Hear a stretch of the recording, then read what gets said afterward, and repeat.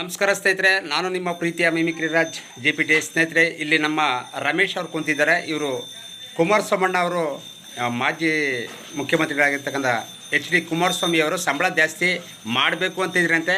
ಇವರು ಬೇಡ ಅಂದ್ಬಿಟ್ರಂತೆ. ಹಾಗಾಗಿ ಕೇಳೋಣ, ರಮೇಶ್ ಅಣ್ಣ, ಸಂಬಳನ ಜಾಸ್ತಿ ಮಾಡಬೇಕು ಅಂತ ಕುಮಾರಸ್ವಾಮಣ್ಣ ಹೇಳ್ತೀರಂತೆ. ನೀವು ಯಾಕೆ ಬೇಡ ಅಂದ್ರಿ? ಯಾಕೆ ಬೇಡ ಅಂದ್ರಿ? ನೀವು ಬೇಡ ಅಂದ್ಬಿಟ್ರೆ ಬೇರೆಯವ್ರಿಗೆ ಅಂಗವಿಕಲರಿಗೆ ಬೇಡವಾ? ಇರೋದನ್ನೇ ಕಟ್ ಮಾಡಿಬಿಡ್ಲಿ ಬೇಕಾರೆ. ನೀವರ ಸಾವುಕಾರರು, ಶ್ರೀಮಂತರು. ಕೊಡೋದನ್ನೇ ಹಾಂ, ನಿಲ್ಸ್ಬಿಡ್ಲಿ. ನೀವು ಶ್ರೀಮಂತರು. ಅವ್ರ ಮನೆಗೆ ಗೊತ್ತಿರುವಾಗ ಯೋಚನೆ. ಬೆಂಗಳೂರು ಕುಮಾರಸ್ವಾಮಿ ಜೊತೆ ಏನಂತ ಮಾತಾಡ್ತೀರಿ? ಏನಂತೀರಿ ಹೇಳಿ? ಏನಂತಲ ನೀವು ಕುಮಾರಸ್ವಾಮಣ್ಣನ ಜೊತೆಲಿ ಏನಂತ ಮಾತಾಡ್ತೀರಿ?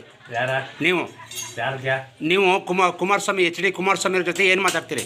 ಕುಮಾರಸ್ವಾಮಿ ಬಂದಿದ್ರ ಇಷ್ಟಿಷ್ಟು ಕೊಟ್ಟಿನಿ ಅಂತ ಹೇಳಿದ್ರು ಒಬ್ಬೊಬ್ಬನ್ಗ. ಎಷ್ಟು? 5,000? ಹಾಂ, ಅದಕ್ಕೆ ಬೇಡ. ಹಾಂ, ಇರೋದನ್ನೇ ಖರ್ಚು ಮಾಡಲಿ ಅವರು.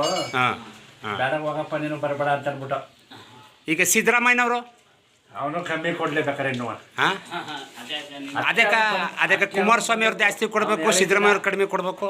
ಜಾಸ್ತಿ ಮಾಡ್ತೀನಿ ಅಂತ ಹೇಳ್ತಿದ್ದ. ಕುಮಾರಸ್ವಾಮಿ ಅವರು ಜಾಸ್ತಿ ಕೊಡಬೇಕು ಅಂತೀರಿ, ಬೇಡಕ್ಕಪ್ಪ. ಇವರು ಕಡಿಮೆ ಕೊಡಲಿ ಅಂತೀರಿ? ಏನಾದ್ರೂ 400 ಬರೋದ್ರಲ್ಲೇ 200 ಕೊಟ್ಟು ಕಮ್ಮಿ ಮಾಡ್ಲೇಬೇಕಾರೆ.